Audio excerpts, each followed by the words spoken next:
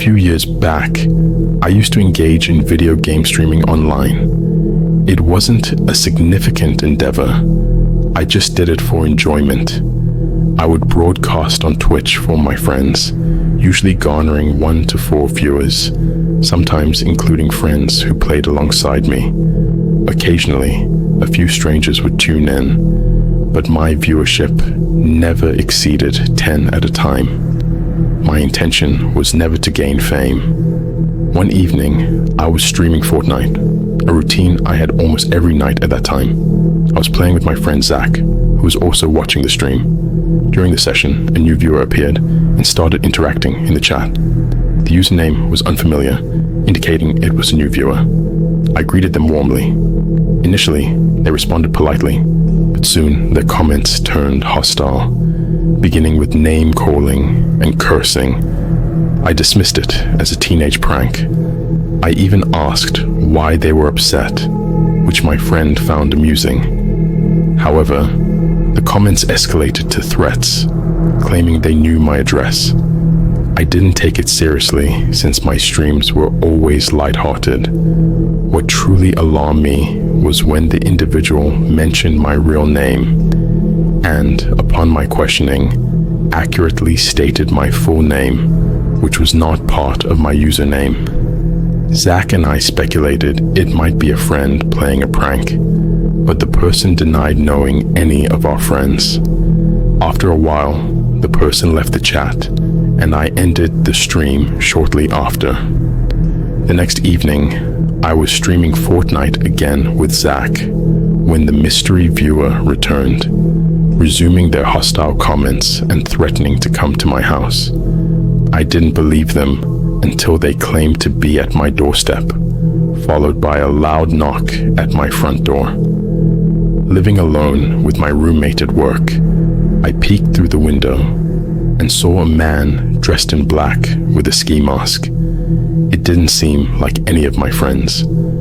I returned to my room and asked through the stream what they wanted, receiving no response, but another loud knock. They then commented about disliking my car before leaving the stream. Zach suggested confronting the individual, but when I checked, they had left. The next day, I discovered a dent in my car, a Pontiac Aztek, matching the streamer's comment about hating my car. Realizing none of my friends would damage my vehicle, I decided to halt streaming for a while. I informed my friends, but none could identify the culprit. I eventually resumed streaming, but the mysterious person never reappeared. I no longer reside in that house, and the identity of that person remains unknown.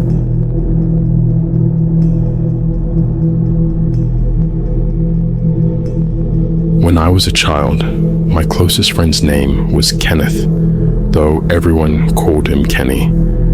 We remained friends to this day, though not as close as we once were.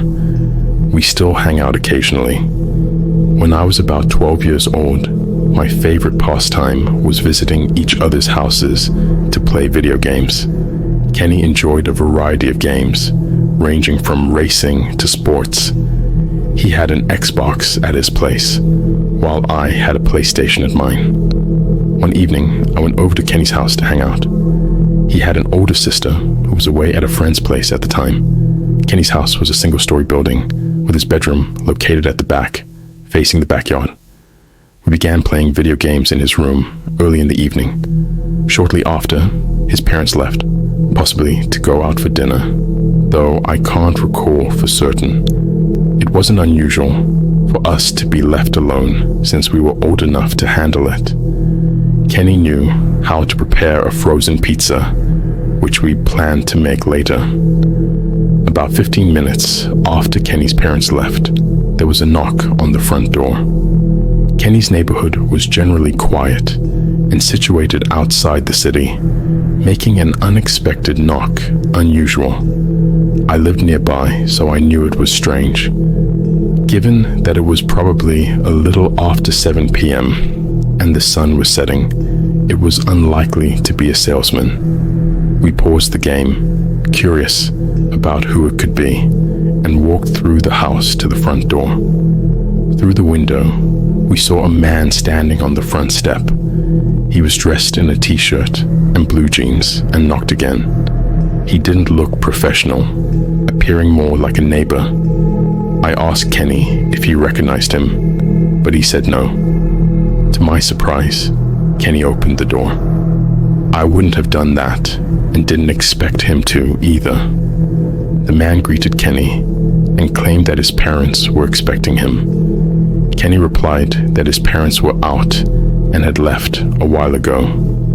The man then asked if he could come inside and wait for them, insisting they knew he was coming. Kenny refused and started to close the door.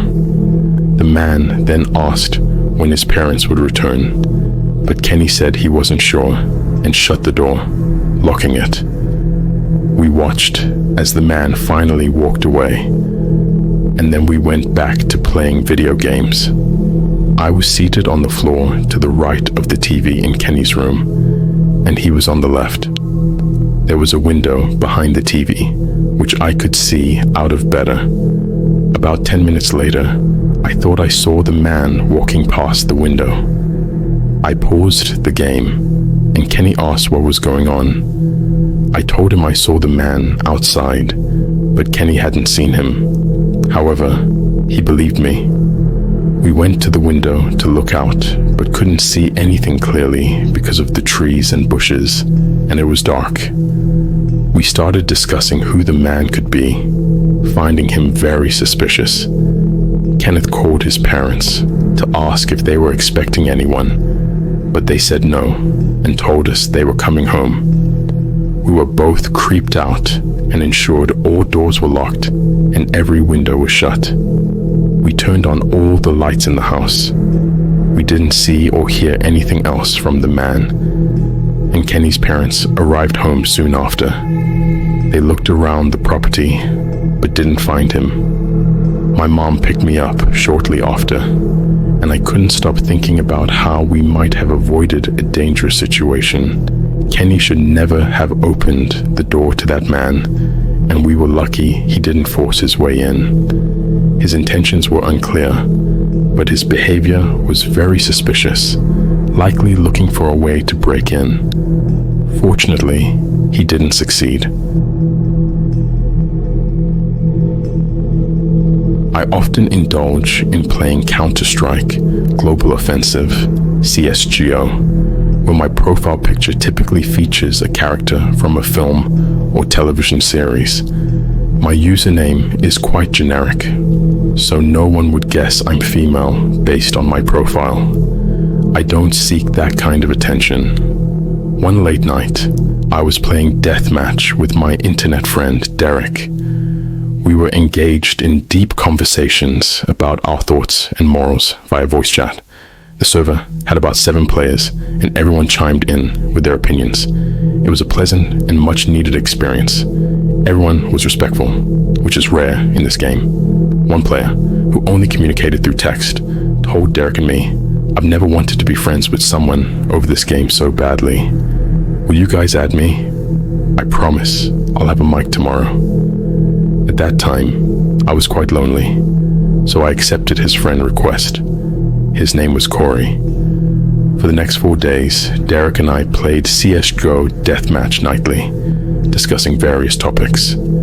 Corey would join us without an invite, which we found odd since he had mentioned his strict schedule and dedication to school.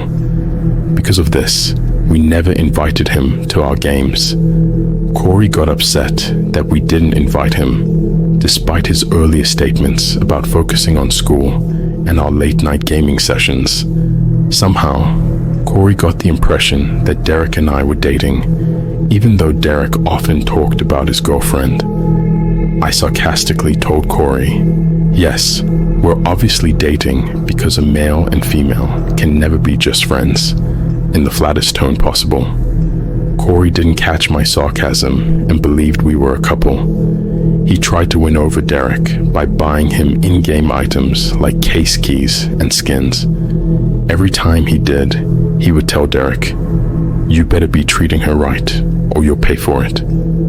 Derek, being a nice guy who avoids confrontation, never replied to these messages, but relayed them to me. After 2 days of receiving these gifts, I told Corey during a deathmatch, "You do realize I was sarcastic when I said Derek and I were dating, right? He has a girlfriend who doesn't play video games." Corey's voice immediately became calmer, and he kept saying, "Oh, thank God. Thank you, Lord Almighty." Random players told him to stop talking because he was being creepy. I didn't speak to him for a while after that because I felt an awkward connection with him. On the 7th day of knowing Corey, he asked me to join him in a private game. Due to my immense anxiety about being alone with someone, I declined. He then tried to call me over voice chat, which made me feel nervous.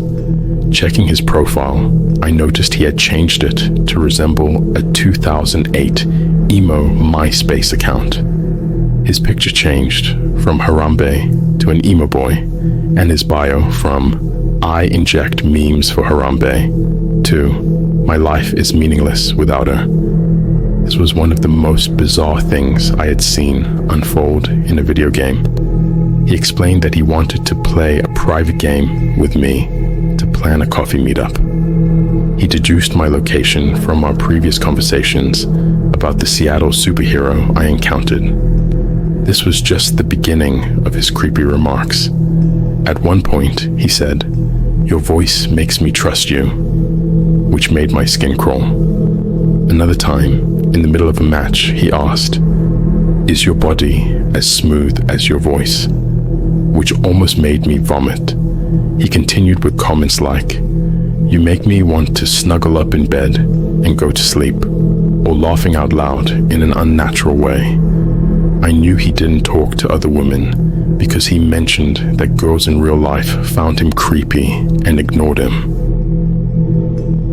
One day, he sent a call request that I ignored. I messaged him, asking if everything was okay. He replied, "Not even close." I waited for a follow-up message. 10 minutes later, he spammed me with personal questions like, "What kind of males are you into? Do you only date tall, skinny men? Do you care what other people think?" I felt obligated to reply honestly. I told him I care about appearances to an extent, but as long as someone takes care of themselves, I don't mind. I don't have a unique type. I just want a healthy-looking guy, regardless of height. He then described himself and sent 10 pictures, which I never asked for. He asked if he was attractive enough, too skinny, too short, and if he had good hair. I told him he looked nice. He replied, "Thanks, you are so sweet. Such a lovely girl." I didn't message him back and launched CS Duo to play with Derek. During the game, Corey joined but said nothing. I checked my messages during a map change and saw Corey asking, "Do you find this guy attractive? Does he sound hot to you? Is he funnier than me?" I ignored his messages and kept playing. Corey then confronted me in front of the server, asking why I wasn't replying. I told him I don't have notifications on while playing. Corey ranted about how friends don't ignore each other. I didn't respond, and a random player told Corey he was being creepy. Corey screamed at the player and then left. Derek and I continued playing, ignoring the messages. After an hour, I checked my messages and found a roller coaster of emotions from Corey, ranging from apologies to anger. I told him he was taking our friendship too fast and needed to calm down. He replied, "You're right. Good night." I hoped that would be the end of it, but I was wrong. The next day, I woke up to spam messages from Corey, claiming he was at a hospital. His name had a web browser icon, even though he said he was on his phone. I remembered he didn't have a phone because he told me he broke it in a fit of anger. I didn't question him and asked why he was there. He said he was puking blood for 8 hours and his parents took him to the hospital. I found it odd that his parents waited so long to take him to the hospital. I assured him he would be fine. He said his parents were talking to the doctor and crying. I asked why he wasn't with them, and he said security stopped him. I played dumb and didn't question his story. He spammed me with broken sentences, claiming he was scared. He had previously told me he couldn't cry even when his brother died, yet he was typing perfectly before and after this message. He quickly claimed he had stage 4 skin cancer from a mole he cut off. I knew he was lying, but didn't confront him immediately. I messaged Derek about the situation. When I opened Corey's messages again, he explained how he got his skin cancer. I finally told him I knew he was lying and that it was horrible to lie about having cancer. He rushed to apologize, claiming he lied because he actually had type 1 diabetes and didn't want me to think he was fat. I reminded him of the pictures he sent, showing he wasn't fat. I cut off contact with Corey that day. 6 months later, I ran into him at the Seattle Street Fair. I recognized him from his unique voice and appearance.